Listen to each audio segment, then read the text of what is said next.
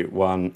All right, guys, TacticalRab back again today. Hope you're all doing well and enjoyed your day so far. And welcome to episode 29 of the Breaking Point podcast. We are live on Twitch. Subscribers have been enabled. It's absolutely phenomenal scenes. It's popping off here with the Twitch chat. You guys had better join us next time around if you're watching this after the fact on YouTube or on the other platforms as well, Spotify, Apple Podcasts, all that good stuff. We had an absolutely phenomenal weekend of Call of Duty. One of the best events, I think, in COD history, to be honest. Certainly of the last 18 months or so since the CDL started. No doubt the best event that we have had. Austin, how's it going? Obviously not the weekend you wanted that we can dive into, but still, in terms of great Call of Duty, it doesn't get much better than this. Yeah, I mean, it's been a pretty horrible week for us and me. So, I mean, it's all about resetting the next couple weeks and just getting back into it. So, just got to restart and go from there. Oh, What is that about you muted? guys? Wait, you muted or are you speaking? I can't hear you. Oh, I am muted. I'm How is that muted. muted? Let's get it. What a great Yeah, start to nah. the show. It was just really entertaining. The first time I've like truly loved watching COD in a long time. Since Champs even like 2 years. And like especially those finals. I didn't get to watch them all live, but to go back and watch every map, that was crazy. And the fact the crowd was getting like rowdy, mate, missed it. Yeah, it really felt like the first proper event that we've had in, because I was thinking about this. I said it briefly before we went live, but this entire season, of course, nothing's been on LAN apart from the previous event, which had no fans, and the experience with fans is just so much different, and the momentum the teams get, and the atmosphere in the venue was just phenomenal. I was like impressed at how packed it was, to be honest. I thought they might have some limitations on the amount of people or whatever, but like it was popping, and the players really appreciated it, the fans really appreciated it. It felt like to me that I guess the pros really felt once again, I kind of like reignited the spirit of the scene in a way. Like the pros, I think Scump talked about it as well. The fact like you kind of needed that to remember, like this is what it's all about. This is why you compete at the top, and it was the first event, like proper event that we've had in like literally almost 2 years, Austin, right? Because the last time we had an event with all the teams and in a LAN environment with the fans was Champs 2019. Because after that, the couple of LANs we had at the start of Modern Warfare were just nowhere near the same. I don't know if you went to the Atlanta one, Austin, but like to me, when I went to the London one, it was nowhere near the same as the CWL London the previous year. Like the venue was smaller. There wasn't It was only the 2 days open bracket and too, right? stuff. It was only it's only a couple of days. Like Fate, you guys even weren't there, right? Like there was a number of reasons why that was a lesser event, and this weekend finally it felt like proper COD's back in the venue. Yeah, I mean, finally having fans is like rejuvenating. It made the stream so much better. I feel like hearing the crowd just always makes it like way more intense, and like the bigger moments are more like have like a shine, like a light on them. So having that back like really made the stream a lot better. It really covered up a lot of the issues that the stream had before and the format and everything. So I think this was probably one of the best things that could ever that has happened to the CDL since the start, honestly. For sure. And I think the first day they had fans, the stream, the audio was a little bit strange.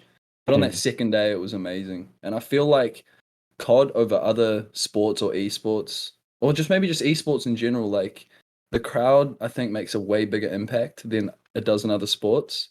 Like, do you remember the UFC when they didn't have fans? Like it was still the same experience. Whereas COD, like it felt like it completely changes the entire vibe, and like the players even make like even crazier plays, and you actually, they're notable as well when the crowd reacts in that way. So it was just awesome, man. Yeah, it was phenomenal. I mean, there was a couple of issues, as you say. The first day the crowd was there, it wasn't as loud as it could have been. There was also the whole like delay thing, and I think this really came from the fact that the casters weren't in the venue, which is still pretty ridiculous because I mean they've got so many fans there. It's not like you're, protecting anyone else, I guess, but whatever. But it kind of meant that by the time the casters had commented on what was going on and that had arrived back in the venue, then there was a bit of a delay on what they were showing on the screen as to what the players were actually doing. So I remember, I think this was the same throughout the entire weekend, to be honest, but I saw some clips where you could see on the player cams, which were right in front of the stations, that like I don't know, Sid was like head on his hand like they just lost the game, and then just like 2 seconds later it happens on the screen and the crowd goes crazy. So some issues like that, which I imagine will get resolved for champs. But it was also really good, like, when players get up and get hyped and stuff, but they're like, trying to rile up the crowd and get them going. Like, I love it when players do that stuff. Like, let's say someone wins a hype comeback or something, they stand up, they get the crowd going, and then they head off stage and then they come back. It just creates a great vibe, and it was just absolutely beautiful stuff. So let's continue. I did want to touch before we get on to the actual incredible matches, just on really quick about that whole like risk type stuff, because there was some talk from Formal last week before the event kicked off. Like the fact that the fans and the players going to be in like same hotels is creating some risk, because if you're a player and you get the virus and you test positive, then you're kind of just like out of the weekend. You got to bring the sub in, and obviously that's not what you want, right? Especially at a big event like this. So I thought it was interesting that some of the players, I get it after the fact, right? Like if you're out of the tournament, if you're out of the season, like go and hang with some fans and take some photos, all that good stuff. But I thought maybe there was some players certainly taking some risks, you could argue, because if you're going to the crowds, you're taking some pictures and you get it, then I guess you've got a couple of weeks until champ, so probably you're going to be fine. But I noticed that generally the FaZe guys weren't taking like more risks than were necessary, Austin.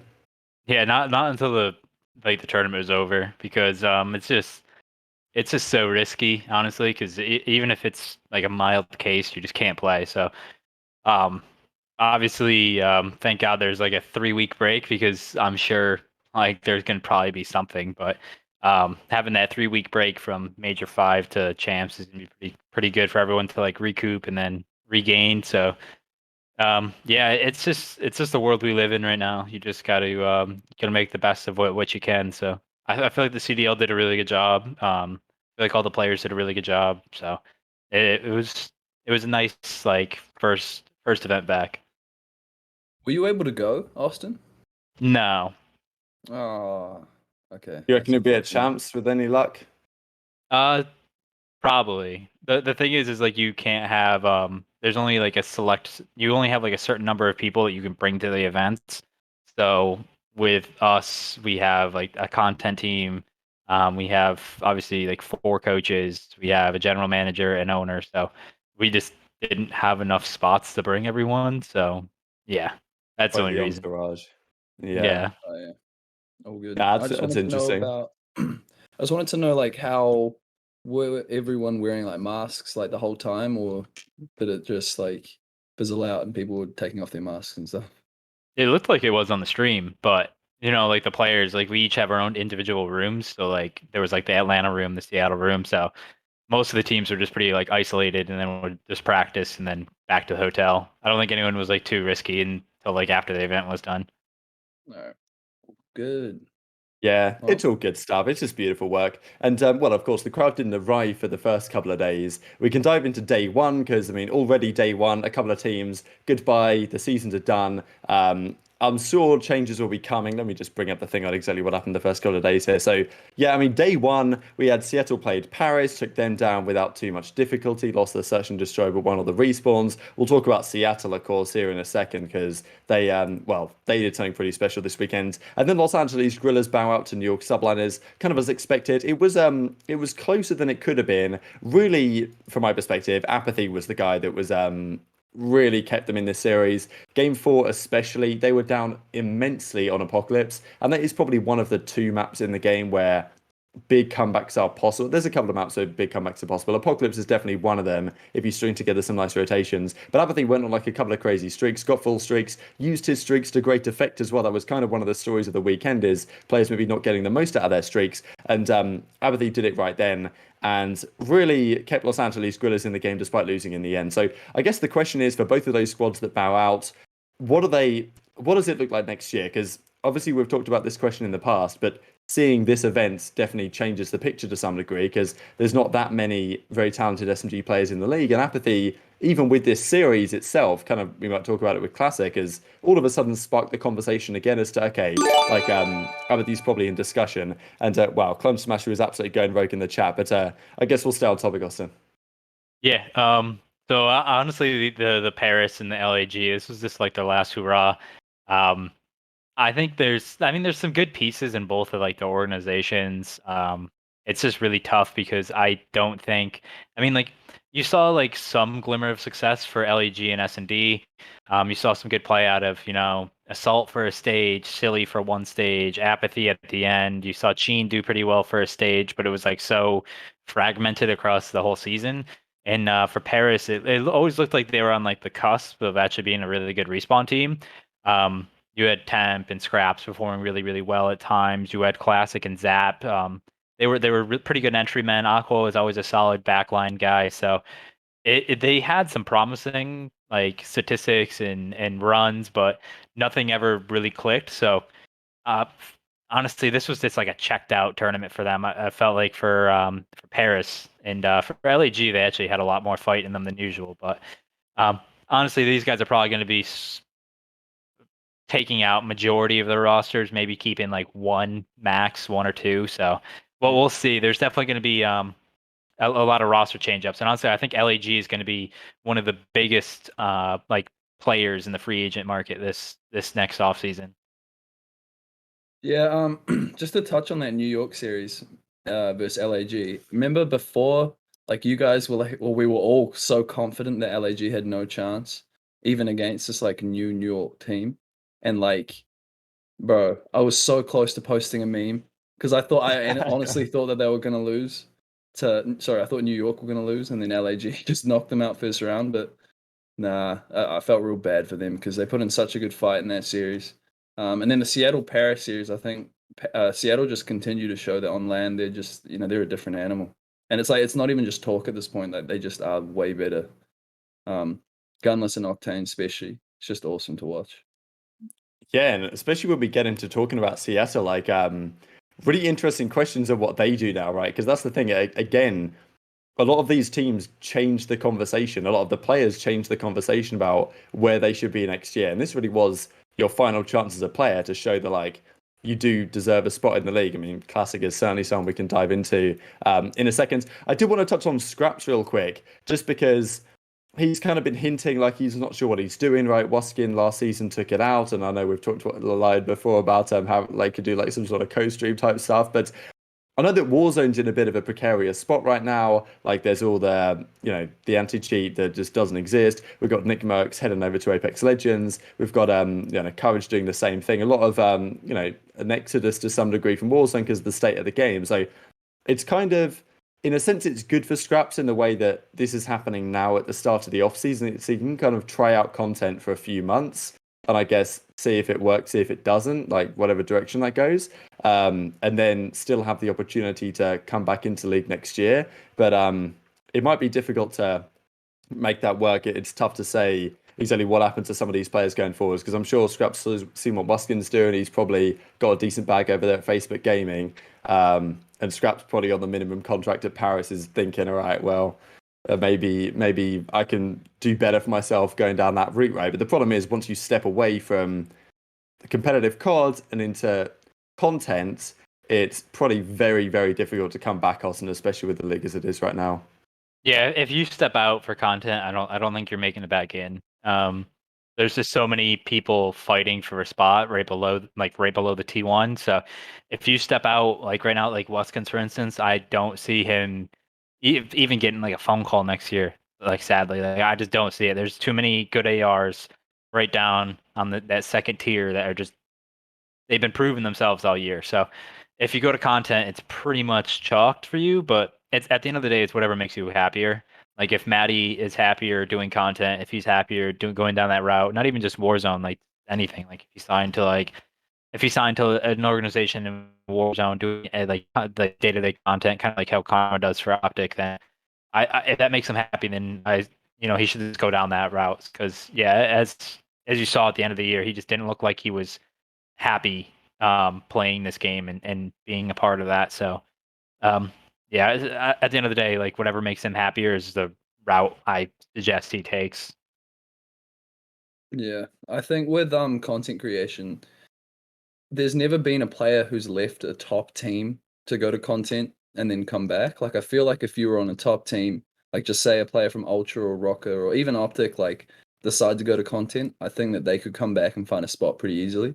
But it's these players who are on like Paris or LAG, like even like Blast last year, like moving away to Warzone to get the bag, like fair play, but it's also like the chances you get brought back in because you haven't been putting in reps, showing what you're made of, like you're not going to get picked up. And so it's really a decision you have to make. It's a crossroads in a career. So if you feel like you're going to be happier doing content instead and getting paid more, then may as well. But just realize your career is gone. Very almost. true, because like if you players have a certain lifespan in the competitive COD scene. Probably the average career length is not long over 2 years, to be honest, for a lot of these pros that are just, some of them are just in for one season, they're out the next. And obviously a lot of them are veterans for so many years, but there's a lot of players who, as you say, guys like Blast, who just get churned over very quickly. So if you're Skrapz, obviously you've been around a while, and it's like, well, I could live out my playing days in a sense, because at some point it's going to come to an end, and then maybe after that, like content's always going to beckon at some point. Maybe that's kind of what Scump feels. It's like, well, if I can still compete at the top level, then why should I step away now when I can do content at any time? Like I can be 5 years from now, I can still do content at a high level. Whereas like being a pro gamer, that takes you being at like your peak, right? Which isn't necessarily required. I don't know. It's an interesting give or take. It's interesting to see how it develops. I have a take on that. Like, I feel like if you want to succeed in content, especially in like the Call of Duty scene with Warzone, you almost have to treat playing as a Warzone player as seriously as a competitive player. Like people like Rated, who's become like one of the best Warzone players in the game. The only reason he's successful in Warzone is because he's so dominant. And it's like if you want to be the best, you have to put in that work. Like it's not just like, oh, I'm going to do content, can chill. Like you need to still be on your game. I'll agree with that, but I feel like any like you if you look at the top Warzone players, a lot of them were like tier 2 AMs. They weren't even like the best AMs, and they're the best Warzone players. So if any of these guys ever like stop playing, like Maddie, he would instantly become one of the best Warzone players like overnight. Yeah, but think about how good he would be if he just grinded and made that like his new profession. Like Oh yeah, just that's being the what I best mean. player possible. Yeah. Like just off the rip, like if he retired tomorrow, he would be a top 5 Warzone player just instantly. Like tomorrow Yeah. for EU, and then if he actually played, so because like if you look at it like Blast, like no offense at all to Blast, he was not a very high tier pro player. The second he switched over, he's elite. And then you got like guys like Gorgo Knight, um, you have Frozone, Allman. Like these are like guys who used to play like S&D Chals, and like that was like the highest they could go. And now they're like the elite, yeah, noobs. They're like the elite like Warzone players now. Mutex. Yeah. There's so Yeah, many of them. Mutex, Yeah, man. What a it's legend. so yeah. Like all these guys have insane gun skill, and just because they can't make it to the top of the pro league, like Warzone's still so like there's so many facets to the game. But if you're good at Warzone, it just creates so much opportunity. Or good at gun skill, you have so many opportunities that it creates. So yeah. Yeah, that's facts. I think it's a good time to talk about kind of the second half of the first day, which is where we started to get the upsets started to come in. I mean, obviously this series, FaZe played Rokkr, incredible. We did talk about it, right? I mean, Lionman, I'm very happy to have you on the show today because I can certainly throw it to you in a second here. But it was a really interesting series. I think that Minnesota played fantastic Call of Duty, but it was interesting in the sense that it's this had been the first time that FaZe have lost 3-1 in a series in, I think it was over a year, because the last time FaZe had lost a series less than 3-2 was, I think they got 3-0 by Huntsman like in July 2020. So it's literally a year since they hadn't lost 3-2, if you see what Well, I'm saying. did they lose champs by was it 5-2? Oh Oh yeah, yeah. but that was like a best of 9. Like in a best of 5, we haven't lost 3-1 or 3-0 in over a year. Yeah, so there you go. Line's got all fuzzy, but I think he'll be back in a second, which is all good. But yeah, interesting to me to see Austin that like it felt like Rokkr just completely outplayed you guys. It was very interesting, like the tweets from Asti saying like the teamwork wasn't necessarily there. There've been a lot of discussions the last couple of days about players taking like solo individual chals. I'm sure we can talk more about FaZe's the kind of issues after we talk about the Seattle series. But what were your kind of initial perceptions after the loss to Rokkr here? Um, Honestly, like it was like we were trying to play like too perfect. We're not taking like a lot of what makes us so good is like unpredictability and like taking those crazy gunfights that people just don't expect. But when you're trying to play too perfect and you're trying to be like risk adverse and you're not taking those challenges, then you start to get more predictable. And Yeah, so it just had to do like a little bit of just like a lack of confidence at times, and then yeah, so I think honestly I mean stage 5 really meant nothing for us at the end of the day. We already locked up first, so to have those issues then, and I'd rather have them then than at champs. So we've already fixed almost everything. We're just gonna start working on it. Um, I feel like we needed a lot of that, so. Yeah. At the end of the day, like Minnesota was clearly the better team, and like the way that we were playing opened the map up completely for them in all 3 modes. So yeah, any team's gonna expose another team like that when you're in that position. So like shout out Minnesota for playing so well though, and especially Seattle. Yeah. Weren't you 0-4 in hardpoint? Yeah, That's Yeah. that was What like happened there? it just That's has to crazy. do with this like trying to play too perfectly. Like when you're trying to play too perfect and you think like mistakes, like you don't want to make mistakes, you're not challing the same way. And no, I really don't think online the LAN it really doesn't make that big of a difference.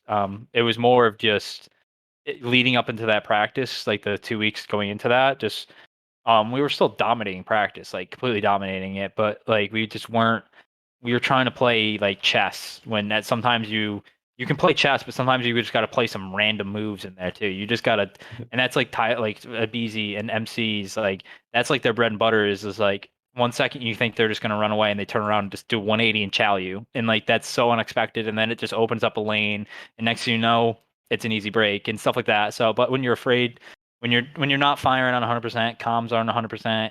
You're not 100% confident. You're not 100% in that. Hard point's the easiest one to get it. And I don't mean like land's not different from online, but I mean like when you're playing the game, like it's not any different.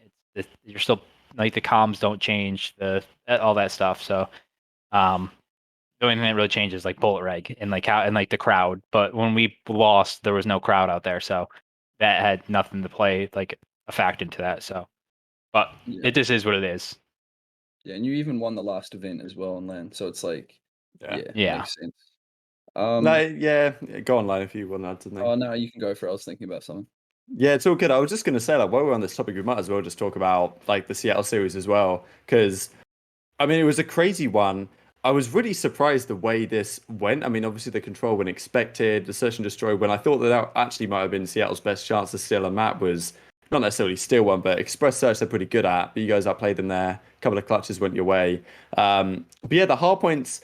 I mean, Octane said in his video, I just watched it talking about the series, that he reckons you guys trolled in the vetoes because he said that Garrison has been by far their worst map this entire year. They left that in the vetoes, thinking that they'd have a better chance on that than if you had one of your better ones. But you guys like didn't pick it or didn't go into that, and then played them on Moscow and Rage, where they're pretty good against you. I don't know. That's kind of what he was suggesting, that maybe things hadn't gone exactly to plan in that sense. So and then, of course, there was a crowd factor, right? Like, I don't know how much impact that plays, but certainly there's been discussion about it, right? That, when the pressure's on to that degree on phase two, the pressure's there every single event. You've got to win every event. You've got to win every single series. And that's why I think you're kind of suggesting that, yeah, you don't necessarily use your gun skill as you might because you want to make perfect plays all the time, which is maybe something that happens when the pressure is on to perform. So it was really interesting from a number of different angles. The crowd comes out and like boos you guys onto the stage, right? Which is obviously just sports at the end of the day. Yeah, people want the underdog to win. But like, I don't know, any thoughts on how the series played out from the vetoes and then through the entirety of it and the factor that the crowd had to play, if any?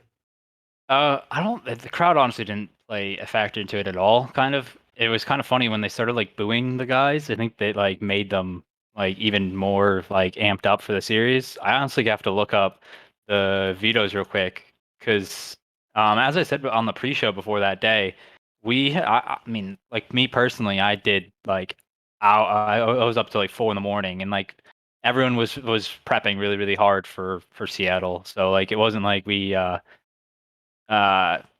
papered over them, I guess. But having it up right now, the vetoes. We ended up with Moscow Hardpoint, Hmm. which is a map that we've been hit or miss. One of the things I don't like about the CDL broadcast is they show like your record for the entire year instead of like per stage. So just because the team is like 9-1 on the map, like you got to look at like the last like 4 weeks pretty much. But we ended up with Raid in Moscow, which we vetoed Apocalypse and they vetoed Checkmate.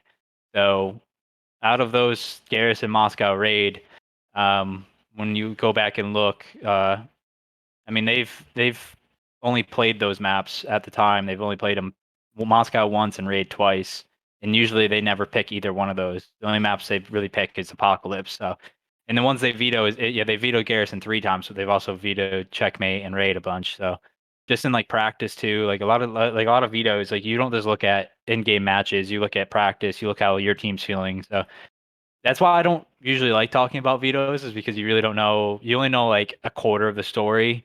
Um, I I really wonder where he thinks we trolled in the vetoes, because I don't know. I wouldn't really I mean, he change just said you much. should have picked Garrison basically because he was like they always auto veto it, but they decided to leave it in. So he thinks you guys should have chosen that rather than like Moscow, I think, or I forget which one he Probably thinks you should have Raid. chosen instead. Maybe Raid, yeah. He reckons they're pretty Yeah. good at Raid against you guys. Like he The reckons they ol- always destroy you in scrims on that map. I don't know if that's true. That's just what he said in the video. that I'll say like the only map they ever win is Garrison Hardpoint. That's Mhm. literally it. So, and if I were to change Interesting. one thing, like one thing only, it would be change raid for APOC, that we didn't veto APOC. That was Hmm. the only thing I wish I could change. But other than that, like the standoff and express were good matchups versus them. The garrison control is a good matchup versus them, because um as you guys know, we pretty much only played raid and carry, because we're just elite at both of those. So the garrison, they get rid of raid every single time. So raid obviously was out. Garrison we prepped for. Moscow, we pretty much knew their play style. So we were prepped for that. It just didn't. Just sometimes it just doesn't go your way. And like when if you look at the weaknesses that we had at this major, we were winning opening duels, we were winning clutches, we were winning control, we were breaking teams in hardpoint. The only statistic that really screwed us was hold percentage in hardpoint. So, and that goes back to the like trying to play too perfect, where you just don't take those chows that usually would They're open too up static. avenues. Yeah. So, and then, you know, one thing that really was crazy was just like Gunless and Classic were just like Yeah, almost true. like countering that perfectly in our matchup. So it's just little mistakes like that that just like roll over and snowball. So it was something we definitely had to like look into a mirror after this major and just get it all out of the way, and then just like rebuild the confidence going into champs, because it's 3 weeks, and honestly, like those losses, if anything, it angered everyone. So, and now it's almost like now people don't expect us to steamroll everyone. So it's almost like we got a target off of our back. So in Mm. a way, it could still be a good thing at the end of the day. Yeah, it definitely came at the perfect time because right before champs, you guys are going to lock down and practice hundies. But I just wanted to touch on: were you guys possibly like trying to expand your land map pool by just like trying out different maps, or were you simply just trying to counter the team you were playing? Because it I came mean, across like you guys weren't too worried about the maps you chose and just wanted to, you know, no, like expand. in like the stage, we like picked this whatever map we wanted more practice on. Um, Even against like literally every opponent in the pool play, even like Chicago, we were just trying to work on our map pool. And because like playing in practice versus in the game, like you get more of your mistakes get like exposed, so you just find new mistakes that you can work on. So for that, but for the major, I mean, we were pretty prepped, like as prepped as we could be. We definitely didn't look down on anyone. We knew. I think I talked about it on the podcast before. Like Minnesota's a very smart team, so they punish mistakes. Which is almost like we were trying to prep for that and trying to play so perfectly to not make mistakes, which ended up being a gigantic mistake to basically nerfed our play style. So yeah, it's just about at the end of the day, like learning to play your own game as much as you can instead of focusing on everybody else. And another thing is like all these teams when they're prepping, they like hard study us. Like we were talking to the other teams and they were saying like they would literally watch how we play other maps every day before practice, so then they could play like that. And it's like when you have that target on your back, it's just so hard to stay on top for so long, because you got to come up with a play style that works against other teams, but then at the same time, you got to start thinking about a play style to beat your own play style. And because everyone's just going to start stealing your stuff, which is what teams should be doing. That's what coaching staffs are there for. So, yeah, that's a basic gist of what went wrong in our major. That's a great rundown, I think. Do you have something to add? Yeah, I just want to touch on the unexpected Game 5 from Classic. Dude. Oh, I mean, this whole series of him was just... unreal. Yeah, but the game 5 was ridiculous. That 1v2. Oh. Yeah. Oh, Was like a 2v2, but it was a 2v2. Yeah. But it was essentially he hopped up on the truck on the yeah. tank. Mm-hmm. Yeah. Oh, dude. Pain. How did it feel to see that, Austin? Just like see it all fall apart. The thing with Classic is he's always been really good, but it was just like Yeah. when you get it, you get like you would random spurt here or there. Like he even had like really good maps like last year at BO4, but it just sometimes you just don't get those spurts for a long time, and then it's just crazy. But yeah, that was just one of those maps where I just remember thinking like the control. I was just like, well, this is one of those games for him because I think he was the only one positive on that team. There was only 2 people positive in the whole lobby. It was him and MC. So like, yeah, he was just feeling himself. SMGs, when you get into that mode where it's just heat check after heat check, and you just keep going for crazy stuff. And then that creates like an unpredictability too, because you just keep on challenging and you're keeping on building up confidence, and then he was just going nuts. Yeah, he was pretty much the reason they beat us in that series. Yeah, and it's lucky for him because that was pretty much, well, other than the OpTic series, his last chance to show that he's still worthy of being in the league for next year. Do you guys think it's possible that just because of this one major, he finds himself on a team next year? Because before this event, there was no chance. He was pretty much no chance that he was going to be on a team next year. But this event, he showed that he's actually still got a lot of stock on land, and that he's a 5-6 time champion as well.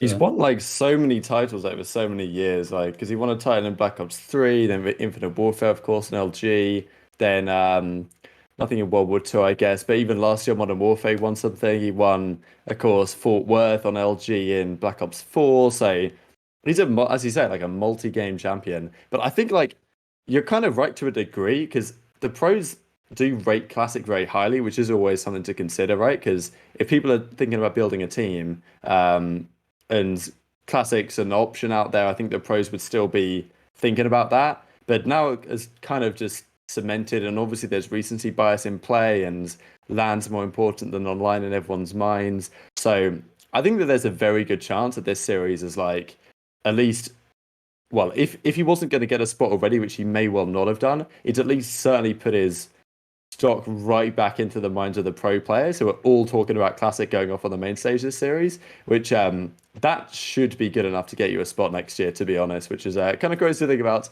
There was the turnaround, there was some other players that kind of felt in a similar spot, to be honest, that had great weekends on LAN, but Classic was one of them in this series. To be fair, the next series he played against OpTic, he had like a 0.7 again, but like that one series is what everyone will remember. I think he'll be a sub at least. I don't know if he'll be a starter, because if you look at the teams, I mean, he would be Paris, Seattle, LAG, and that's pretty much it for his options. And he's been on 2 of them this year. But he honestly wasn't that bad on Paris. A lot of people pretty good at the start of the year. Yeah, he was pretty good on Paris. And I guess it really depends on the game, because like Enable, for instance, he made a career out of being that support SMG that did the dirty work, would slide in first, would allow their star SMG to like be that star.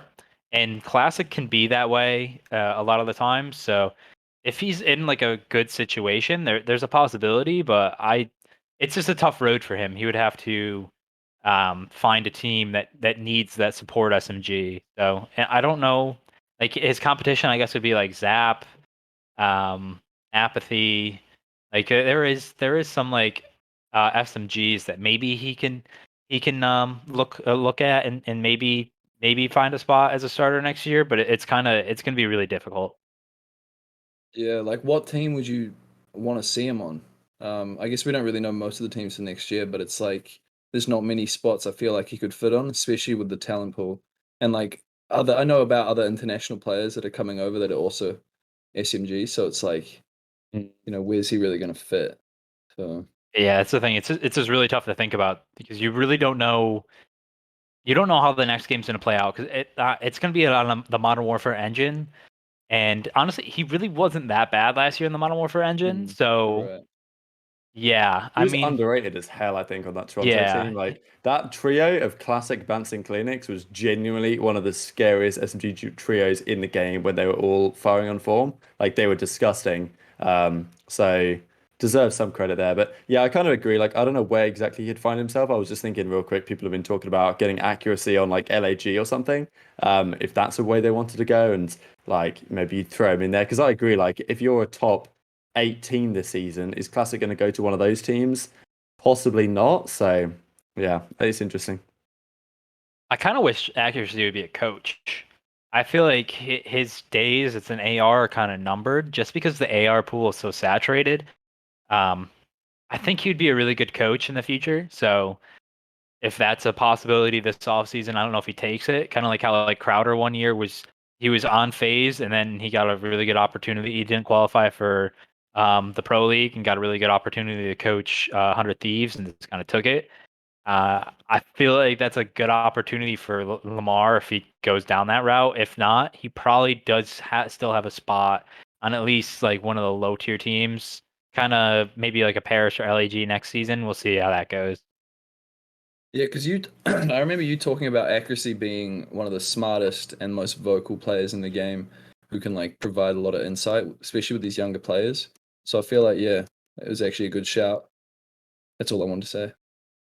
Yeah, it's an interesting point. I think he'll see what happens in terms of options he gets, but you could potentially see a world in which if things don't go right next season, team changes around March next year, and then he becomes a coach or something. I wouldn't be out of the realms of possibility. Let's get back into these crazy matches. Wanted to talk Seattle quickly, just because with their incredibly good weekend, like they are 11-1 in Hardpoint on LAN this year. Now, yes, they've played London, they've played Paris like twice each. They've lost to OpTic twice. They've beaten you guys now as well in Stage 4 Major, Stage 5 Major, but still 11-1 in Hardpoint. The only Hardpoint they'd lost was to OpTic on Checkmate, which is kind of remarkable. And it does raise the question, if you're Seattle, I'm pretty sure the management of that team just decided like quite a while ago now, this is chalked, we're just splitting it apart, like we're going to go down a different route. But all of a sudden, you've had a great result at LAN. You look easily like a top 8 team deserving of going to champs. You can argue whether they're deserving or not because they had an awful online season, and probably part of the reason why they're playing so much better on LAN is a mindset thing, in addition to maybe being better players on LAN anyway. But still, the question does get raised. Does Octane stay? I doubt it. But what do you do now? Like, because we were talking before, like you just keep gunless and that's it. Like, I think that's probably still what I would do because you don't know if online is just going to go away, right? Like that's always a concern. But does the way you approach managing this team in the off season change now, Austin, based on this weekend, or are you still kind of gutting the roster? No, I think they're pretty much their fates are sealed. I don't think it's necessarily a bad thing either. I just think they just need to press a reset button. And this off season, I don't think there's gonna be too many big players that are doing a full like squad wipe. So you'll be able to you won't have as many teams battling for the free agents. So I do think being able to go in with a fresh slate, rebuild is going to be really useful. I don't think Octane would probably want to go back there anyways. I think he's going to be one of the most sought after free agents, obviously. So unless it would just be tough because they've built 2 rosters now, been unsuccessful at building 2 rosters around him. So I do think we'll probably see him go elsewhere. The real question marks for me are probably like Gunless and Prestini. I think this has been Gunless's best year since Black Ops 4 at the beginning. I think since like midpoint Black Ops 4, Modern Warfare to like the beginning of this year was kind of like his low point, and then he's looked like really really well. I thought he like grew a lot this year. In Prestini, I think he has an immense amount of like raw gun skill talent, and I think at times he can be too selfless, and he puts himself in the blender, like thinking it's good for the team. Like I'm just gonna keep rushing in, kind of like a Vivid, but like mentally it can be draining. Mentally it can be like a lot on you. So I think if he switched to an aggro AR, kind of like how he was in Black Ops 4, I think that would be the best position for him to succeed in the league. So I kind of hope he makes that transition next. Yeah, I've touched on this before, but I really appreciated the effort that Gunless put in this year. The fact that even though they were losing, we saw in years past when his teams weren't performing that he would drop off and completely lose interest in their roster and bench himself pretty much every time. And so to see him like even through the hard times really push and then even at the end of the year be playing at his best, I find that awesome because it seems like most years he peaks during the start to midpoint of a season, and then during the end of the year, it's like him and his team kind of fall off. And so the fact that this year they've been kind of the opposite and shown up right at the end is, admirable, especially for Yeah, him recently. Yeah. you could see the passion too. Like they argue after losses and like everything. So like if they didn't care, they wouldn't be arguing. They wouldn't be so like emotionally like angry after a loss. So I definitely respect that entire team for at least fighting and staying in it for as long as they did.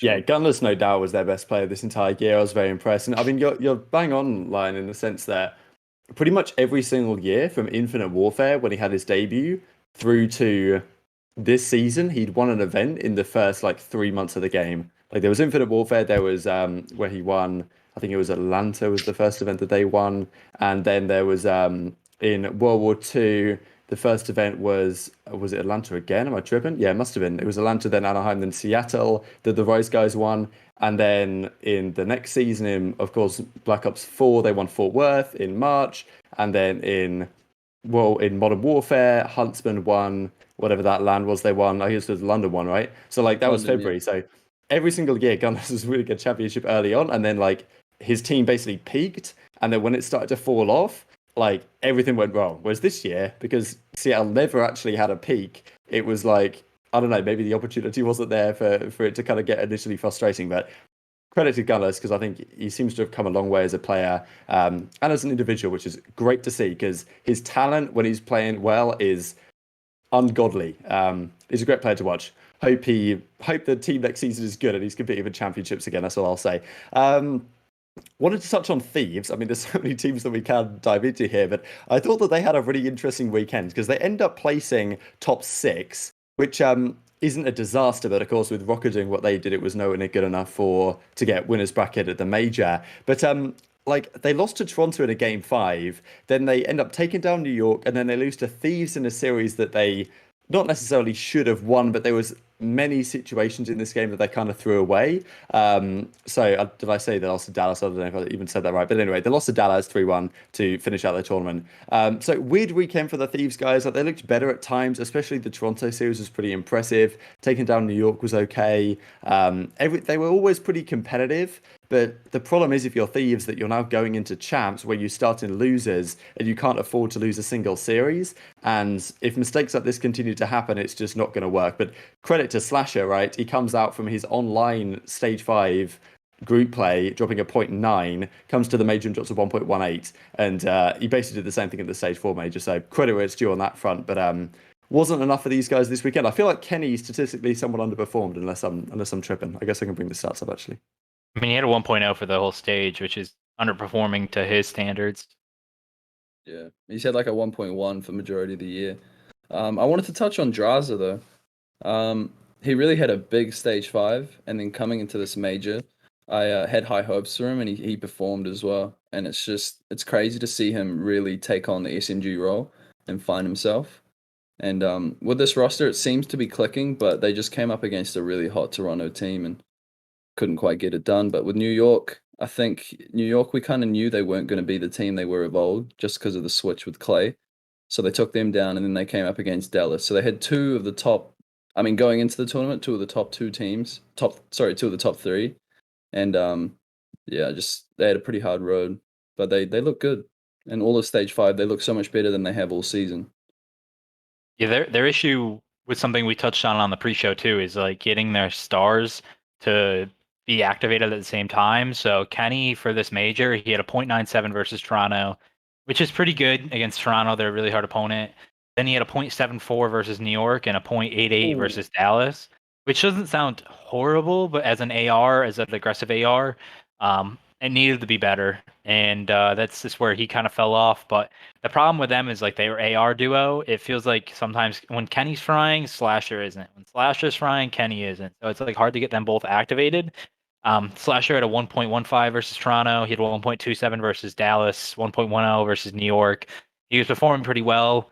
John was at his like same level. He had a 0.86 versus Toronto, a 0.99 versus New York, and 0.81 versus Dallas. I just feel like it's felt like John and Kenny were kind of missing at times, and then Draza would have like a banger map and then kind of an off map and then a banger map, and then Slasher was just pretty consistent. So um, it's just about getting your stars aligned, getting them all firing on all cylinders for at least a couple maps at a time, you know. So if when the maps were Slasher and Kenny and Draza were all looking very, very good, you saw that and they were just pounding teams down. But then when one player kind of drew back, someone just has to pick up the slack a little bit. And I think like once they get more refined and polished in like the next 2 weeks of practice, because you got to think about it now, you're gonna be practicing against the 7 best teams for the next 2 weeks. So if they can just get more refined and find ways to grind out matches, I think they could still be a really scary team.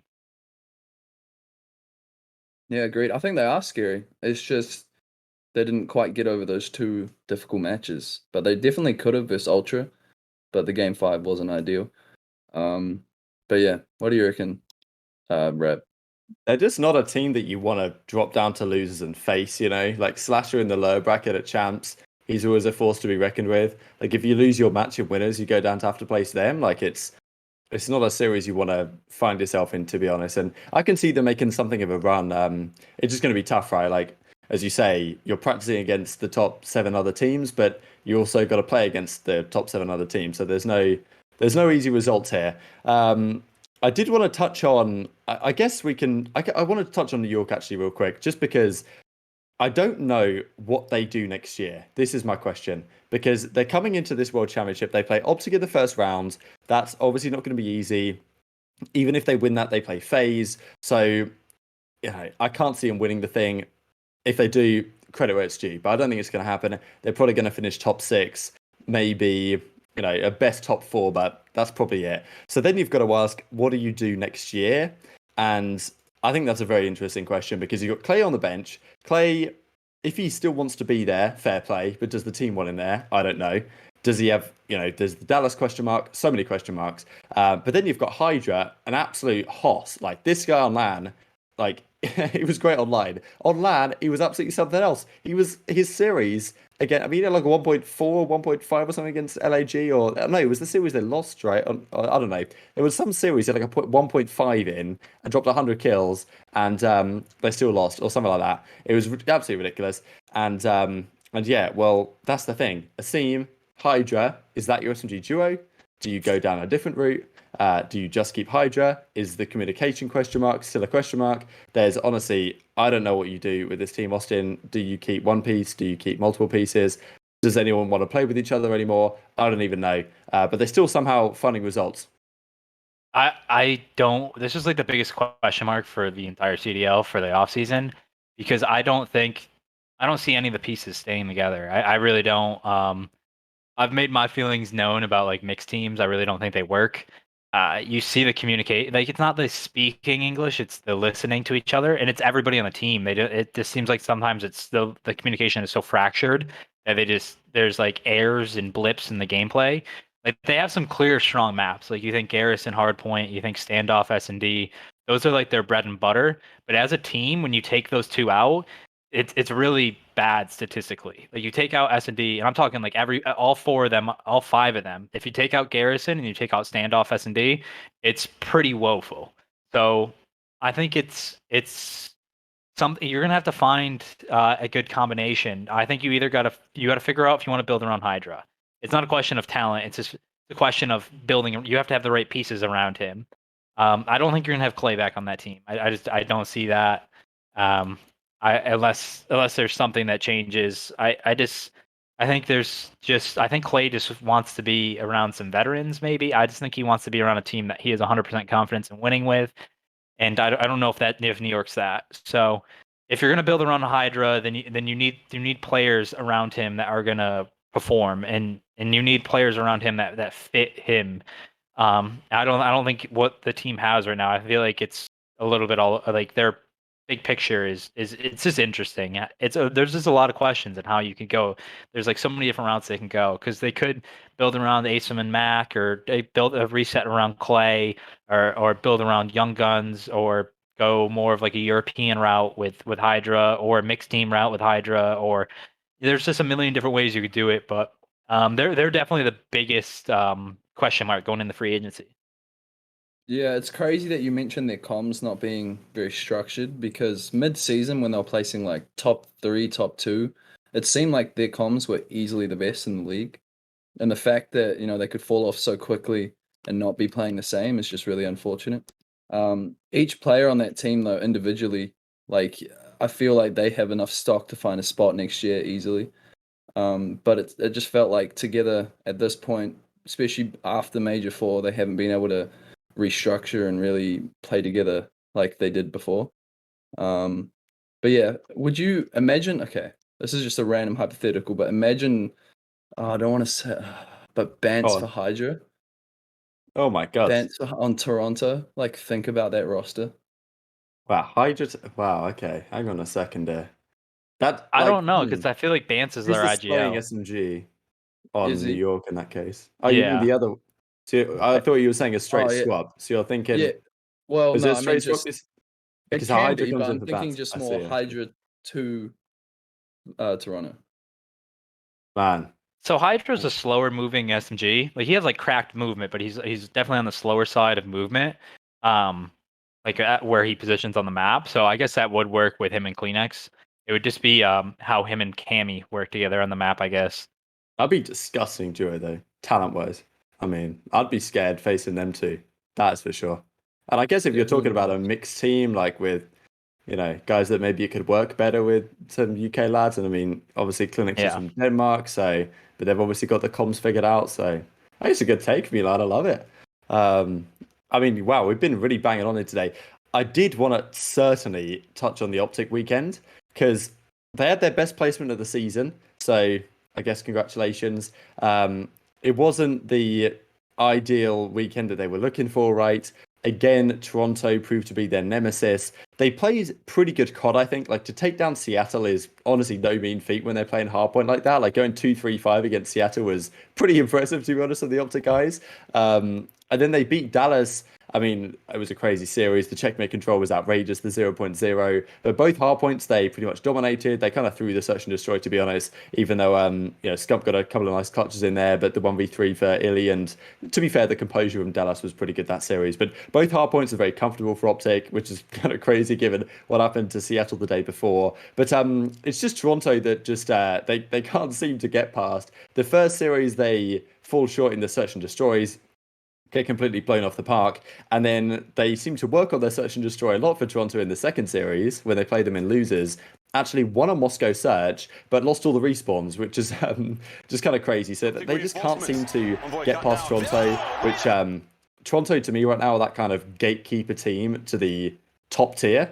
And you kind of have to beat them if you want to win tournaments. They always seem to be in the mix somewhere that you're probably going to have to get past them if you want to win the thing.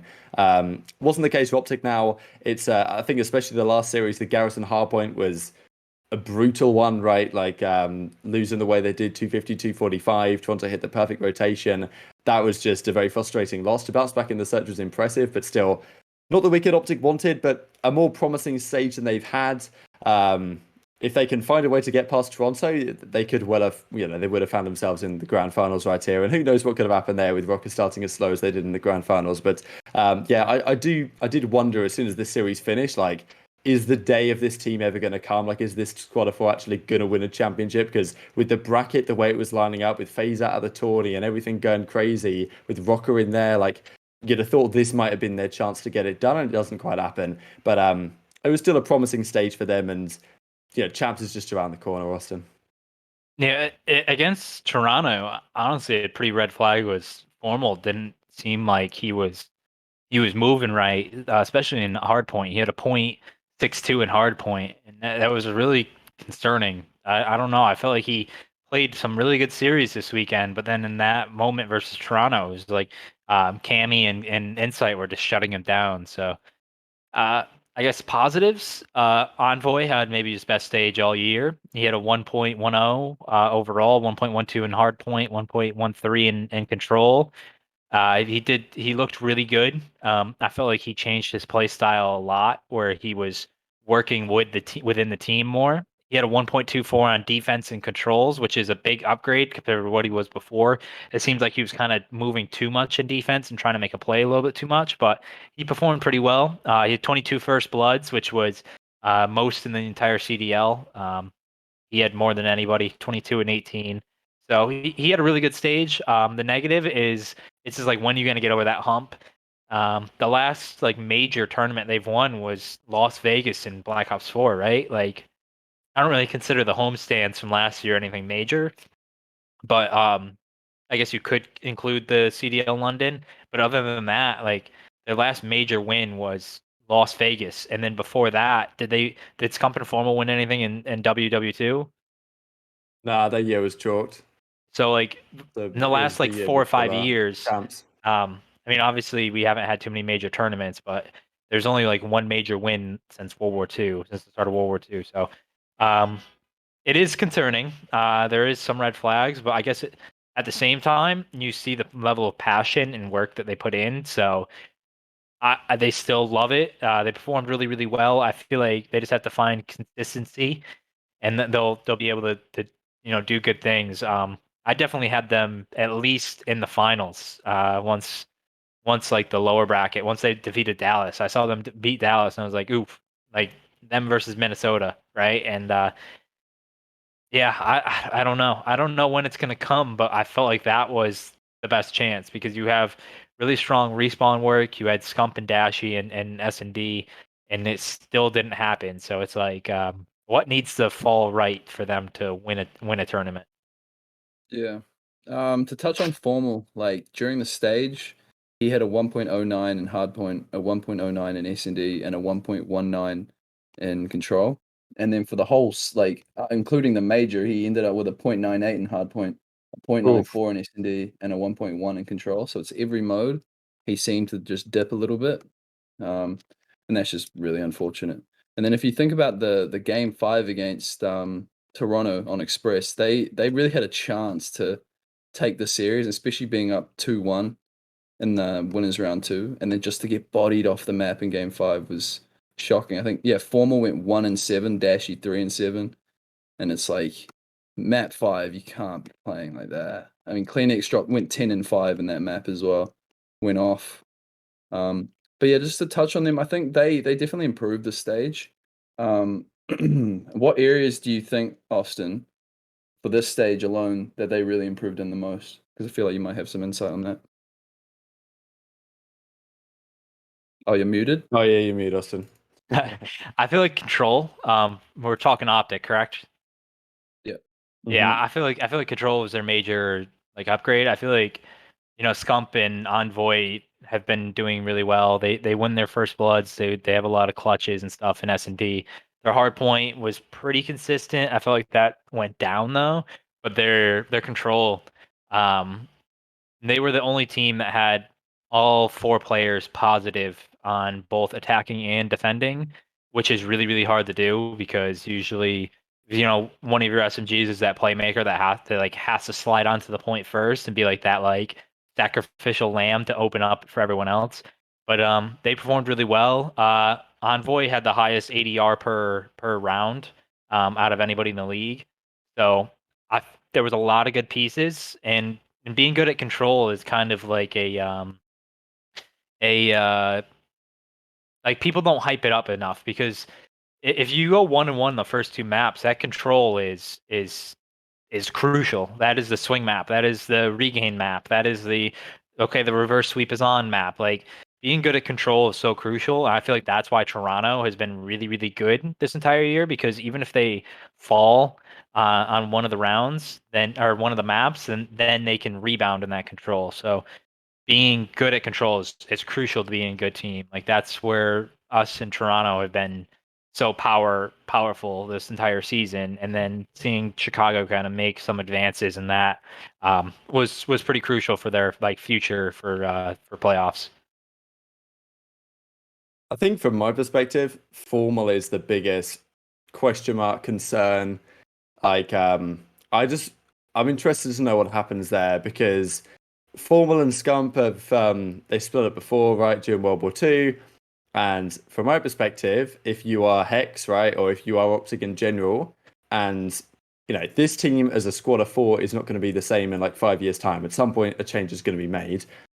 Envoy, especially, I think Dashi also, to some great degree, is kind of ingrained into the OpTic culture, has performed particularly well. Envoy, I think, is a very key piece to their team. He's not going anywhere. Scump isn't going anywhere. I don't think Dashi deserves to go anywhere. Like, statistically, he's been very impressive, actually.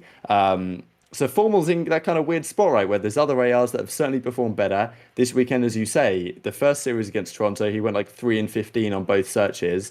And then the second series, he played pretty horrible in the respawns. So it's like, that is the question mark to me, that if moves are going to be made here, does Scump say, like, I don't know. I don't know what happens, right? But if there are frustrations with results and performances, then the person who I guess has been statistically the worst has been Formal, which is a surprise to say, no doubt, given the incredibly talented player he is and where he's been the last several seasons. But like, if there was a move I had to make, that's probably the person I'm looking at, which is kind of a surprise. But I'm not sure they will make a change. But I'm not ruling anything out at this point, Austin. It depends. On mind. It depends on what Formal's role is on the team. So like when you look at ARs, not main ARs, just ARs, he is 10th for KD for stage 5 out of out of 21 players. So it's not great. It's not his usual level of play, but if his job is to do a lot of the dirty work, if his job is to do the routes that no one else on the team is doing, to like block spawns, to get new spawns, if he's the most vocal person, like the intangibles, if that's his job, then he's doing okay. Like a lot of people say, like Alec, for instance, that he should have a higher KD because everyone else is getting all the kills, right? So he should be getting the easy ones. Well, no, it's not that because he's the one that has to take all the dirty, like all the routes. He's the one that has to do the dirty work. He's the one where when everyone else dies, there's like 3 people flying at him. So it's like, if that's Formal's job, if that's his role within the team, then he's doing pretty good. Honestly, you got to look at I feel like you got to look at the star players, right? If your star players are inconsistent, when do you look at them? Because I don't think Formal is in the position to be the star player. So I don't think this team will change either way unless someone retires or a huge blow up in personalities. But it's just a lot to see them change. I feel like that'd just be a huge risk unless you're getting someone that plugs into the team like perfectly, Yeah. I also feel like this won't matter to other teams, but to OpTic, content is king. And so like getting rid of Formal, who is arguably this season alone has been like the best personality, and to like really get to know his, I guess, almost weird side. He's been like, in the content just like a little bit, out of pocket and like with these crazy takes. And I feel like for OpTic that's actually quite essential. But playing wise, I think you're right, Austin. There are a lot of ARs, especially last year as well, like players like Major Maniac on FaZe that would just get roasted for not having the stats that they should. But it's like you're also playing with, in Formal's case, like 3 of the best players in the game. There's not always going to be kills there. And if you're running those routes, it's like your target is not to get kills, it's to put your team in a position to win. And so he still went positive, and that's like, it's really good, but it's like these stats like kills per round, kills per minute, like have not been ideal. But I think the biggest issue for Formal is the fact that he doesn't run those routes in SND, and that's where he seems to be lagging the most. Like in that series, at 3-15 is crazy, but yeah. I think at some point, like players struggle to balance between selflessness and sometimes you just gotta do what's best for you for sometimes in some of those roles. So I feel like in S&D, he has to focus on himself a little bit more because as the AR player, like sometimes like you gotta. I feel like the reason why we saw Envoy and Scump take so many steps forward is because Formal took a step back and allowed them into more of those like power positions, power routes, stuff like that. So I feel like Formal, especially in S&D, has to figure out his identity on the map and what his objective and goal is for each round. Because I feel he's an amazing talent. Everyone knows that. Everyone knows this whole team is full of amazing talent. But the problem is finding out where the puzzle pieces go. And if they can figure out what his role is every round in S&D, like I just feel like sometimes he's a little bit lost, or he's put in such a passive position that by the time he's even engaged in the play, it's over. Like the round's over. So it's really tough. Like he just has to find like where he fits into this puzzle, because right now he's not fitting in S&D, and it's hurting them. Yeah, I think I agree. I mean, of course, we can talk about stats and how much they matter and all the intangibles, and that's why like the overall stats for a stage I kind of look at but don't read too much weight into. But I kind of like to look at obviously the individual series have sample sizes involved, but when there's like an individual series where the rest of the guys are doing okay and there's like one person statistically lacking behind, it's kind of like, all right, they had an off series that caused them to fall short in that particular situation, which is something that stats tend to do a relatively decent job of explaining. But yeah, I mean, I think that was good analysis, Austin. Good discussion on that, most certainly. Let's talk this grand finals, because what's even going on anymore? I don't know. Rokkr come out in the winners finals and not completely outplay Toronto, but Toronto are not a team that gets 3-0'd, and they got 3-0'd. Like, that was very impressive. The Rokkr came out and did that to them. And this is why, when they were down 4-0 in the grand finals, I was like, the fact that they 3-0'd them in that winners final, I was like, this isn't out of the realms of possibility, especially with a load of search and destroys, where teams can catch fire, and I mean things went horribly wrong for Toronto. I mean, first of all, the winner's advantage. I mean, finally, this has been debunked, I guess, this series, because Rokkr guys are supposedly warming up against their coaches, because no one else to scrim against. Everyone else had left the venue. No one to scrim on the challenger side. So what are you meant to do? Sit there and warm up against Reppin and Brian Saint, I guess. And I know play like 2v2 hardpoint or something. So they get bodied out of belief first map, 250 to 34. I mean, first of all, maybe wasn't the best decision, but then again, you can't really get around what map you play on. But Toronto had literally just bodied OpTic on Checkmate Hardpoint to finish off their series. They come against Rokkr and beat them. Well, I mean, I'm pretty sure they beat OpTic 250 to like 134-ish, and then they just knocked another 100 points off that and completely smoked him. Then game 2 was a 6-1 on Moscow, I'm pretty sure, which is whatever map it was. Then game 3 was like 3-1 in the control, and then game 4 started to get a bit closer. So every single map, it felt like Rokkr were warming up more and more and more. But they're down 4-0. Like, that's not something we usually see in best of nines. I think we did see it Dallas versus you guys at Champs last year, but there was already a 1-0 advantage in the series. Then you guys won, like, it was 4-1, and then they won 5-1 or something. But this series is a very different story. We go to a Miami search, Rokkr in that one, and all of a sudden the crowd and the momentum is on their side. Toronto are getting in their own heads, it's falling apart, and the craziest reverse sweep, ultra, I don't even know how to describe a reverse sweep this brutal. And I gotta say, I feel bad for the Toronto guys. I was up to like past 3 a.m. watching this series, and to see the European guys throw it away like that just brings me back to the good old days of World War II and Infinite Warfare, where the Europeans would choke every single series. And this was it's one for the European Call of Duty folklore, no doubt, Austin. I mean, I don't even know what to say anymore. Will we see ever a best of 9 reverse sweep ever again? I just don't know. That was one of the craziest moments in esports history. But going back to the loser side advantage, let me break down a little bit more why it's such an advantage and why we see Toronto take that early lead. So in a best of 9, it goes hardpoint, S&D, control, hardpoint, right? For the first 4 maps. 3 respawns, right? So Toronto gets to pick 2, 3, and 4. And Minnesota got to pick the first map, right? But because they picked the first map, it means they get bad side, right? So you start on bad side, then you go to an S&D, right? And you go to a S&D that's Toronto's picking. Then you go to a control, which is Toronto's best game mode. Then you go to another hard point, right? So like you could see why you could get into this 4-0 deficit pretty early, and where the loser's advantage actually is. It's in the first 4 maps, right? If you could survive that, that's when the winners actually start getting their advantage later on.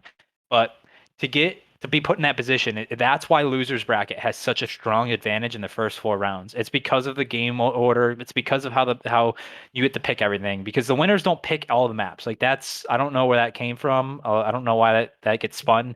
The winners get to pick 4 maps. The losers get to pick 5 maps or 4 maps, and the one's left over. It's an even split. So that's why that was a big reason why Toronto went out to that early lead. And something we talked about in the pre-show was hard points don't really matter. It was the S&Ds and controls that we were really looking at. And when you look at what Minnesota won, they won an S&D, a control, an S&D, a hard point, and then an S&D. So like that's why you're able to regain at the end. You're able to slow down the game. You're able to get your comms warmed up because when you're scrimming against your coaches, when you're warming up, you're not warming up your gunny. Everyone like it takes like a half a map to warm up your gunny. It's the listening, it's the instant reactions, it's the speaking that you need to warm up. You need to get into the right mind to be saying to like slow down the game mentally, but still be moving at that same fast pace. So that's why like when you play those early hard points and controls early, it really hurts that team coming from the winners bracket, which it's really hard for people to see because I don't know. I feel like right now the CDL is kind of like they're trying to make it as even as possible, but in reality, the winners should definitely get an advantage, and it's just they're at a real disadvantage early in the series. But that regain just showed how good and how mentally tough Minnesota is, and it was amazing to watch. And I don't think we're ever going to see anything like that ever again. I agree. But the fact they went the first 3 maps, they got bodied like 34-250 on Checkmate, 1-6 on Moscow, and then 1-3 on Raid. And then they kind of found heat on Raid Hardpoint, 194-250. Things started to change, and then it was really Standy on Miami going 12-4, getting that first map win. And then the rest of the maps just weren't. There weren't really any close maps after that map 4. Like Rokkr won all pretty convincingly. And if we look at all the stats, so Standy went neg in every game before the comeback, and then every single map after that, he went positive. So he went 12-4 in the Miami search, 18-17 in the control, 8-6 on standoff, and then the final map, 12-5, like right when he needed to, just really backpack that team. And just awesome to see from a rookie on, his first time playing in front of fans in such a high stakes scenario, not to lose full, going down 0-4, and then to completely just bring their team back. I think it's just awesome. He's been one of the rookie of the year, most likely, because of this event. Yeah, let me ask you then, who do you think is rookie of the year? Because we have a poll going right now in the chat, and it's leaning heavily towards Standy. But where do you guys sit right now with that? Well, if you consider Insight, even though he played at Champs in BO4, like it's definitely a toss up between those two. But I think you'd have to give it to Insight just because of how much he completely changed Ultra. Like they went from being a top 8 team to being a top 2 team. Like he also dropped to 1.5 pretty much in this grand final. I was about to say that, which is pretty outrageous.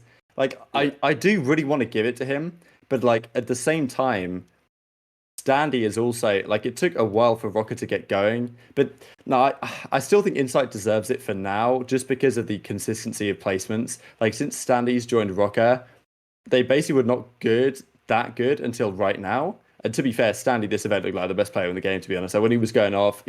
Like he's so impressive the way he's. I don't know. He's almost like a mix between Simp and aBeZy in a way. Like he plays super aggro like aBeZy, but he also knows when to pre-aim and slow down, and like he seems to really want to improve as a player. Like he's very eager to listen and learn and doesn't get overwhelmed by the pressure. So incredibly impressed with Standy. At the same time, the impact that Insight has had to make Toronto where they are now, like a team that's won an event and consistently getting up their top 3's grand finals. To me, I think it could certainly change come Champs, right? Like if Rokkr come through and make a similar performance again, I think it comes down to Champs personally. Like whoever performs better, whoever places better, I think probably gets it. But I didn't honestly think that Insight was going to have any competition, quite frankly, coming into this final stage, Austin. Yeah, I got 2 tiers for rookies. I have like Insight and Standy, and then I have like the Hydra. Afro has been amazing the last like 2 weeks. I have Paul and Neptune. I feel like we've had a great rookie class, honestly. But I like right now I got to go Insight. his peaks have been super consistent all like season long. Like since he came in, what was it, stage 2? They won the event, right? And then stage 3, 4, and 5, he's consistently had like a 1.2. He has a 1.45 and a loss. This man had a 2.18 4 maps into the series. 2.18. This man was putting on, is begging for help. I mean, he's honestly like he's ridiculous. The role he plays is like really important. So having like I still got to have him. Obviously, there's gonna be a lot of like recency bias. Andy was excellent, but I still got to give it to Insight. But if Minnesota is able to replicate the success they had, and then Insight has a really bad champs, like he would have to have a bad champs for me to give it to Standy, and Standy would have to have a good one. You're on mute line. Sorry, Get boys. that mute I button wanted hit. to touch on. I wanted to touch on attach. Like last stage, we talked about this last time. Like literally had a 0.5 in SND, and he looked like he was really struggling. And to come in this stage and drop a 1.11 for the whole stage and go positive in every mode with a 1.32 in SND, like 0.69 in the finals. yeah. Wait, he Good what? search. 1.69. In the finals. Wow. He had the Yeah, highest by a mile. Yeah, and think about also Priester. Think about the comebacks he's been part of, like Oh the my god. Champs FaZe comeback 0-2 and Oh. what 1-2 in Control, and they won a 2v9. Like also the There's FaZe. 0-2 the control, but yeah. Yeah. Oh, but then the clutch was 1-2. But Oh, okay, yeah, my bad. the FaZe versus OpTic finals in Black Ops. Sorry, not Black Ops. World War II. Like this man just always seems to make it happen, and it's just really impressive. And it's just awesome to see, those four guys who I don't think many predicted they would win this event. Apart But, from this How man. lying. But yeah, no, it was dope. And I'm Talk just about really that for happy to years to see him come. perform. Yeah, mate, I'm just proud of that, bro. So Yeah, no, proud. for good reason. I mean, yeah, I think Attach deserves so much credit for what he managed to do with this team. Like listening to their communication and stuff when they're down 0-4 and the way Attach gets them going, but also even after they win, like the way he calms them down and makes sure that when they go to the other side of the stage where he knows the Toronto guys will be gutted, not to like rub it in their faces in a sense. Like it just shows so much leadership. The fact that this guy won champs when he was 18 years and 2 months old back in I think it was it 2014 AEW now 2015 2015, yeah, and it's now 6 years MVP. later. Yeah, And he's like bordering on 25 and he still looks 18, but yeah, he's got like I don't know, he just has great leadership qualities, so much composure. We talked about Priester being in comebacks. I mean, Tatch has been part of many as well. Gfinity Masters or whatever it was against OpTic way back in the day as well. There's been so many moments that he's been involved in that are just legendary in COD history. And just one of those players that I don't think people were talking about coming back to LAN would be such a force. But having a player like that on your team that's done it all before and has that kind of calming voice, I guess, which is not, I didn't really think of Attach as a veteran in a way just because he looks so young, but he really is he and is. He brings is. so much to this team, it seems, especially in that environment, that I was just very impressed across the board. And we can talk power rankings here in just a second if you guys have anything more to say on Yeah. the weekend, I guess. I mean, he was a rookie in like 8 years ago in Ghost 2013. Yeah. Think about The that. Is Modern Warfare 2 clip. wild. Look at my P90 shot. So there's that as well. Mm, But Wild. yeah. yeah, but wait, that was what his 7th event win. Like he's getting up there. I think like there's like a big gap between all the OpTic guys and like Krim, and then there's like around 5th, 6th, and championship wins is only around like 10, and so he's like getting close to that like top 5 most wins of all time. So we'll see. And he's got a ring. Gotta give So, it yeah. to him, man. That's actually a great point. Like if you look at all-time player rankings. Speaking of rankings, power rankings. Let's. I had a couple of other topics that we may have. We'll probably save them for next week because we're going to be previewing in champs, or maybe there'll be one more week until we do that. Who knows what's going on? But power rankings time. I think it is time to dive into it because it's very difficult to do this right now. It was pretty easy the last few stages, but now it's predicting how champs is going to go is very challenging. So I guess I can crack on with mine. I don't know if we'll be able to bring them up on the screen, Omar, exactly what you do. I can maybe screenshot it, Omar, and send it to you if you actually do want to bring it up. But Oh, I've got these lads in E tier. I didn't really mean to do that, but whatever. I'll just send it to you, Emma, if you do want to bring it up on screen if it's even possible. But if not, I could just run through it. And we'll see how things go. So anyway, I've kind of split the teams into. I wanted to have an S tier, but I wasn't even sure if I could make that happen because first of all, LAG bottom, then I've got Paris, then London. I don't really care about the order of these teams. Seattle probably deserve to be higher than ninth, but like I just kind of wanted to leave them out of it down there just so we could discuss the top 8 that are going to go to champs. So even if Seattle could be higher than ninth, it's like, whatever, don't really care because they're out of it anyway. So talking about the top 8, I think that Mutineers right now, strange spot. I mean, they have to, I think, be 8th here just because they got reverse swept by New York again for like the 3rd major this season, which is just ridiculous. And I'm pretty sure if New York lose to OpTic, they'll play Mutineers again at champs. So it's like, things could go very sour. And I don't know, Mutineers have a high ceiling, but Omar, I sent it in the chat. I can send it to you directly here. Hang on, send message. There you go. I just screenshotted it. It's pretty ugly, but gets the job done. So from S to D. Okay, you can shift them up a ranking if you want, Omo, from S to D. That's okay. But so okay, then I've got Mutineers and New York, and then after that, I've got the B tier, and then I've got the A tier. So in the B tier, I think that Thieves are kind of in the same tier as Dallas and OpTic right now. I want to say that they deserve it in there just because they've been competitive with Dallas. They've been very competitive with Ultra. I think they're in a spot where they could feasibly beat those teams on a good day. So, and of course they beat OpTic recently as well, right? So I think the Thieves have to be in that group, but I'm still going to put Dallas above them and then OpTic just above them in 4th. And that's kind of like my B tier. And then I wanted to kind of have an S tier, which I can have an S tier, but I didn't really want to put 3 teams in S tier. So I thought I'd just leave it as A tier. But these teams are playing so well, they probably deserve the category of S. That I put all the other 3 teams here. I think Ultra are my 3rd place team right now. They are, as I said earlier, like the gatekeeper to the really top divisions. If you can beat Ultra consistently, because it's not easy to do, then you're a team that is like bona fide right up there. And then you've got FaZe and Rokkr, and this is where I think the question marks come because FaZe obviously are, I think, still probably, well, they're still going to be the favourites going into champs, right? They've got the buy in the winners bracket. They have to win 3 series to win the entire thing. I think you can credibly say FaZe are the number 1 team.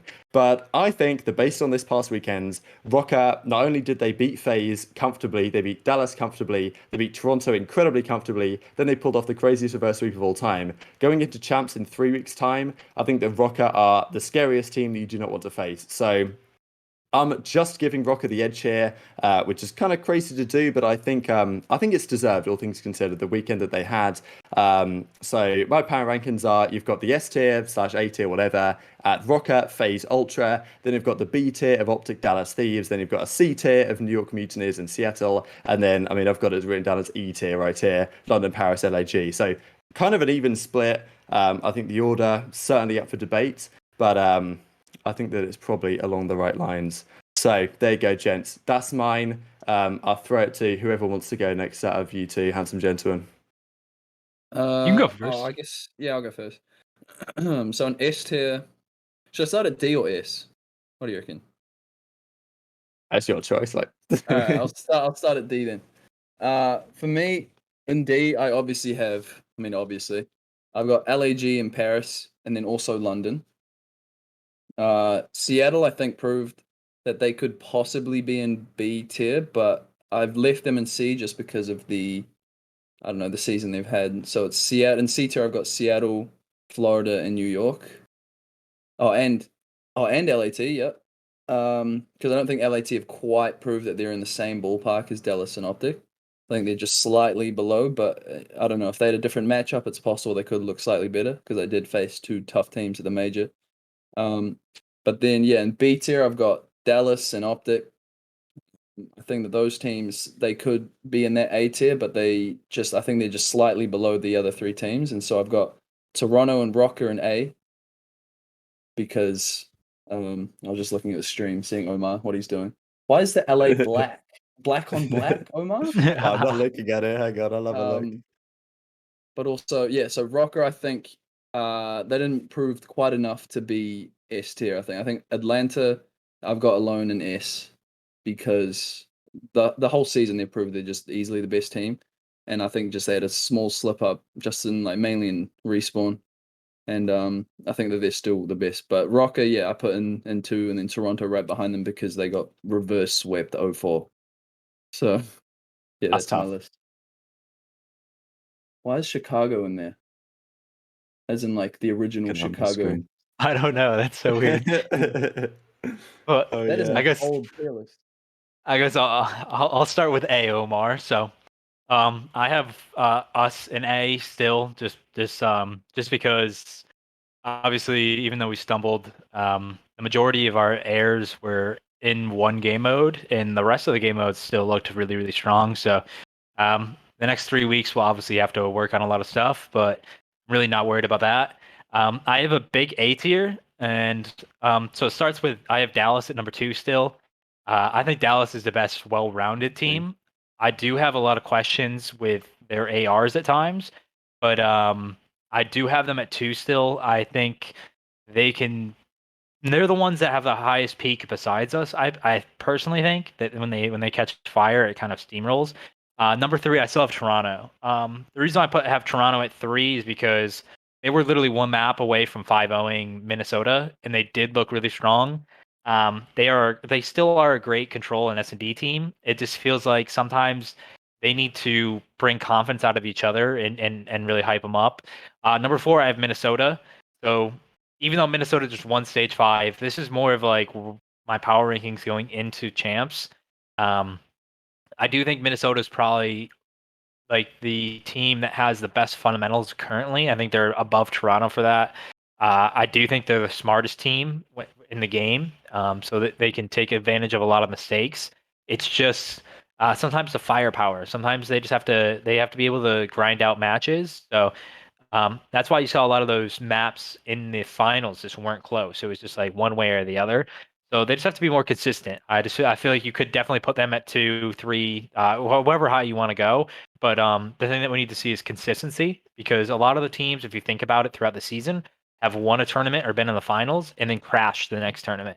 So it's about having that high level of consistency for more than one event, and that's something really hard to do.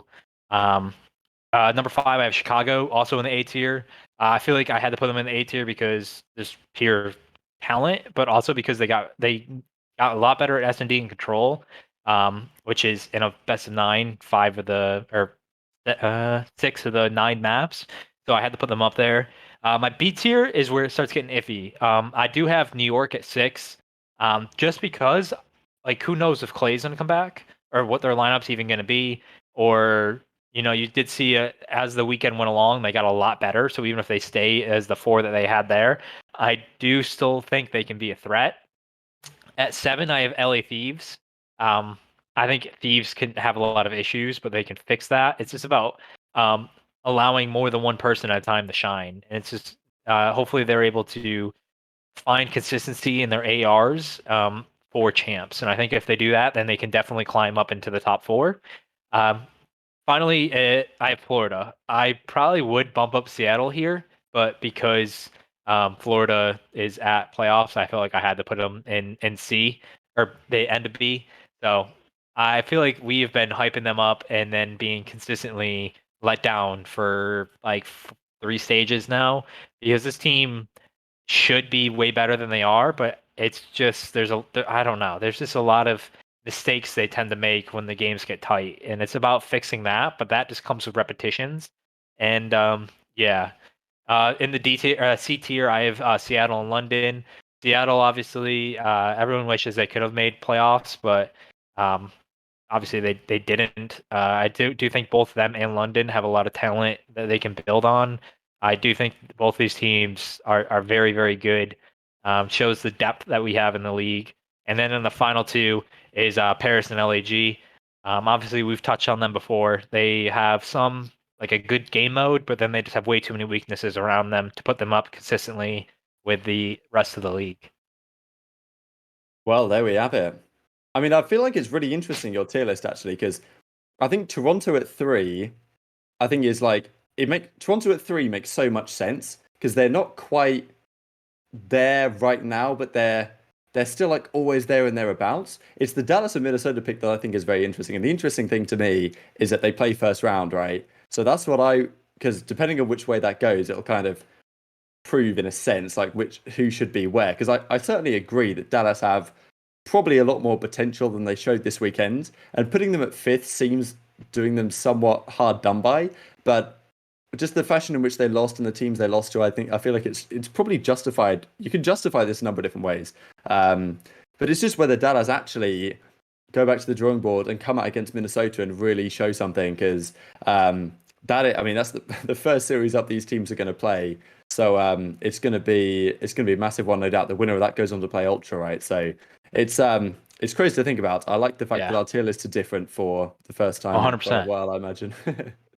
Also, one thing you have to consider too is when you go into these big tournaments like the majors, a lot of the times like you saw Toronto in stage 2, New York in stage 3, Dallas in stage 4, now Minnesota in stage 5.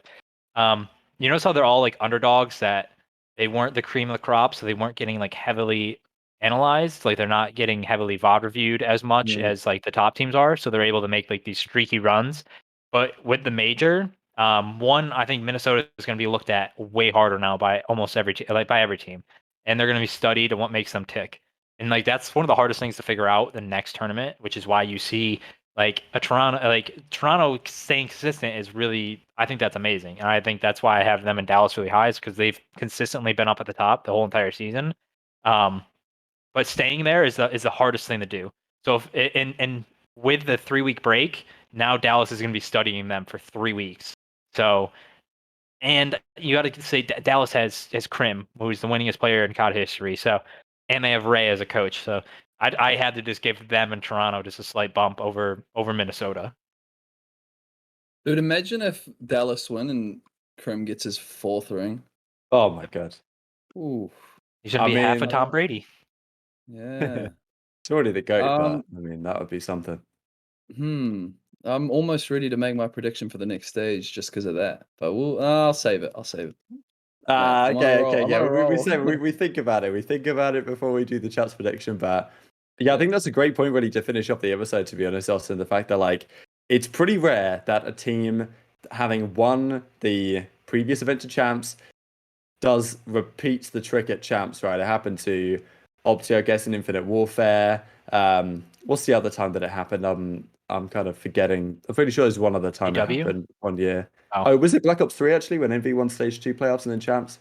Maybe that was it. So regardless, it's pretty rare it happens. And I think especially in this situation, when it's not like you've just won Stage 5 and now you're going back into league matches and you have some time to like, let's say, because as you guys were saying, for the FaZe perspective, when everyone's prepping for you, you've got to try and figure out, okay, how do we tweak our own game to kind of beat our own playstyle that teams are going to throw back at us?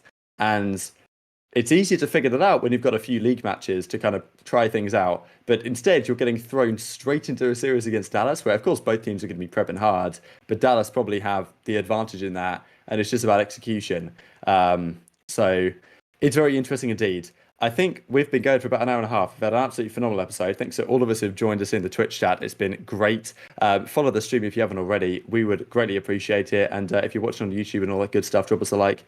And it's been an absolute pleasure, to be honest. And any final words, gents, before we finish out the stream? And if you guys are in the stream right now and thinking of leaving, don't go anywhere, because Lionman's going to be live just after this, live streaming, making his beautiful cards.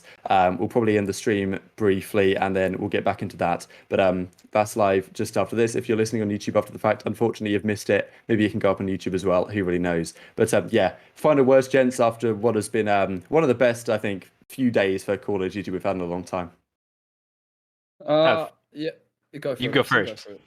Okay. I should have thrown it to one of you. The only takeaway I have is that my prediction game is crazy, and just listen to who I decide for the next tournament, because that's going to be who wins.